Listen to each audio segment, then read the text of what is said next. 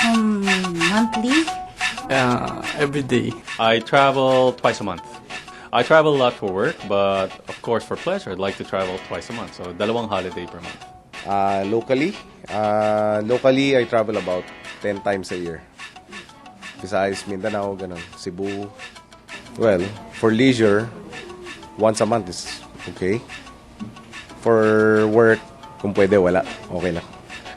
I usually travel locally twice a month and internationally about twice a year. Or internationally, mga once a year. And then locally, usually summers or in vacation time. Summer and December. Wala. As much as possible ay akong umalis eh. Madalas sa bahay lang ako eh. As much as possible, every day. Weekly sana. Or once a month at least. Usually pagpapasok na sa office, ganun. Siguro every quarter.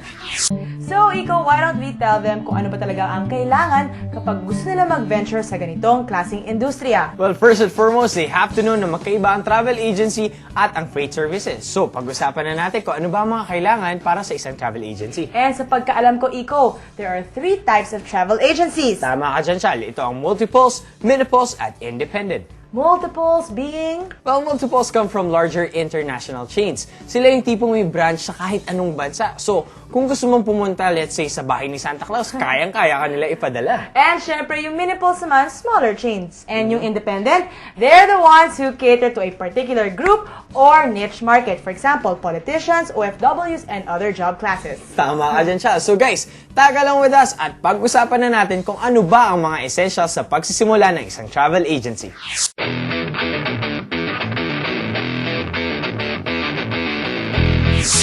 So what services do you offer and when was your travel agency started? If history, that was 1989, I started thinking of what business I can do in the Philippines. Then I think since I have that feeling of I want to be served, so one of the business can do is service is travel agency. That's why I started.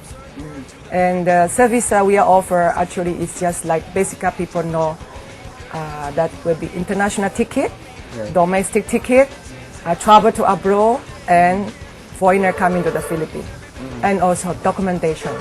So ma'am, why did you venture in this kind of business? There was that time come up so many business idea to me.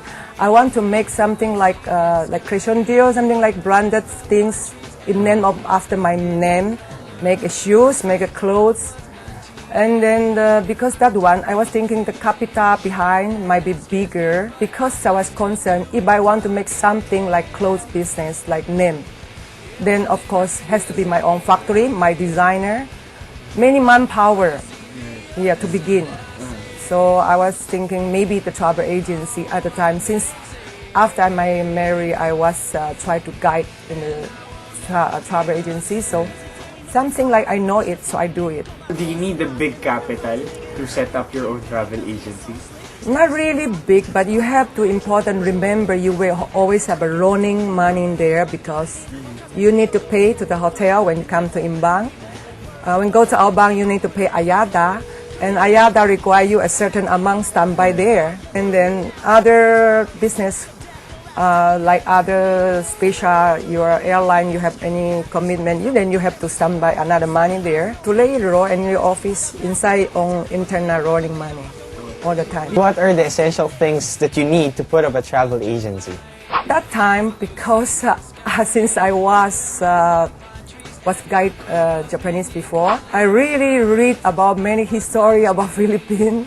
I know when is the war, when is the foreigner come attack the country and whatever. So, also I read about the island. So, I think that first thing, of course, you have to know your own country, your own place. So you will know how to promote the beautiful things to the foreigner.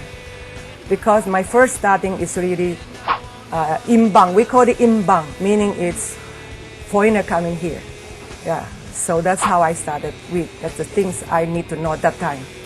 Then after that, when I want to start to do the outbound, meaning it's Filipino, we go abroad. So I started learning about visa, documentation, and other countries' history and beauty.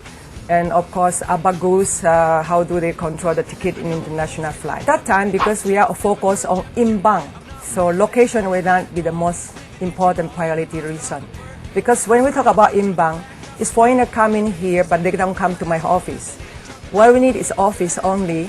For those tourists to send them where to go, we just need to operate with abroad, that travel agent. We just have to inform them what's the hotel reservation was finished, etc.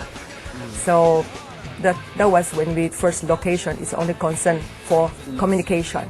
And regarding the employee, that time everybody of my staff is just new, but I try to train them, and I do what I know and I share with them. That's meaning we grow in together. Of course, it's employees needed. Location for the inbound people, whoever in industry area, they know inbound doesn't important. But when go to outbound, then that's it. That's important because you need to let people see the office where located. And also publish in the newspaper or magazine, whatever. You have to be accredited by the Department of Tourism.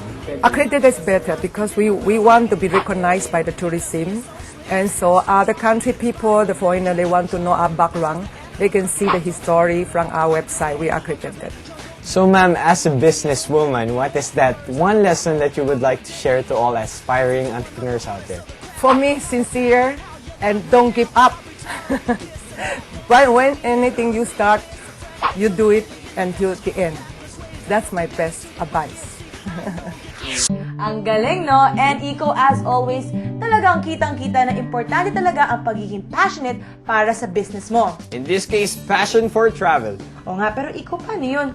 Kung freight business, kailangan din ba passionate ka sa pagpapadala ng mga bagay-bagay? Actually, titingnan natin yan mamaya sa pagbabalik ng pinakabigating business show, ang Negosyo Big Time!